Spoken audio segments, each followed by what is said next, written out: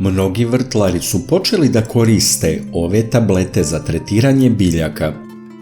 Veruje se da aspirin i druge tablete koje sadrže acetilsalicilnu kiselinu mogu pomoći biljkama na sličan način kao i čoveku.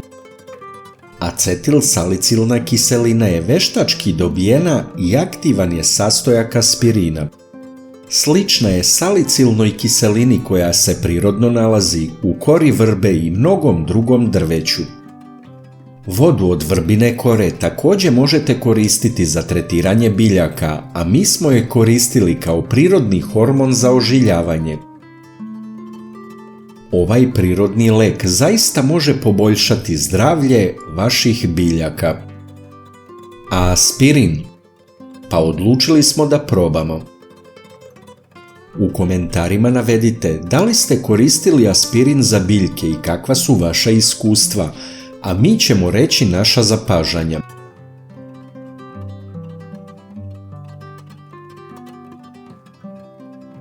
Teorija o upotrebi aspirina za biljke kaže da aspirinska voda može poboljšati zdravlje vaših biljaka u smislu da postanu otpornije na bolesti i da odole napadu insekata. Aktivni sastojak pomaže jačanju imunog sistema kod biljaka. Deluje i kao hormon rasta. Čini se da može obezbediti bolje klijanje, ukorenjavanje, bolji rast i prinos. Ipak nije podjednako koristan za sve biljke.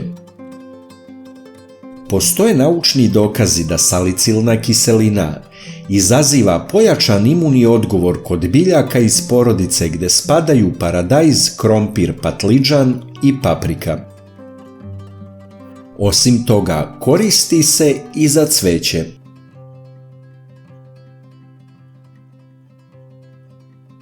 Zdrobili smo 2 tablete od po 100 mg.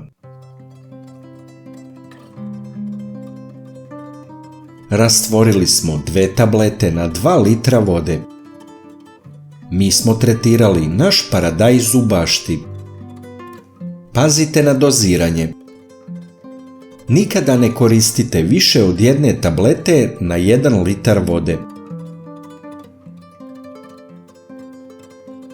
Biljke u bašti se prskaju u ranim jutarnjim satima.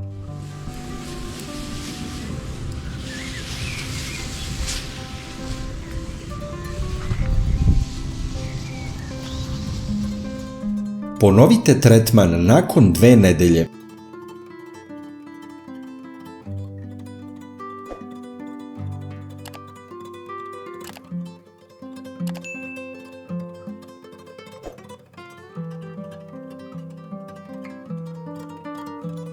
Nakon nekoliko nedelja biljke izgledaju dobro.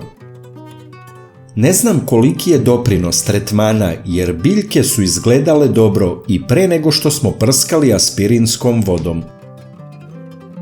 Potrebno je duže vremena za zaključak.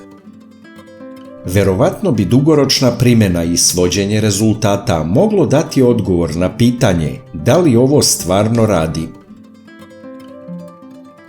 Najlakši način da podržite naš rad je da lajkujete video.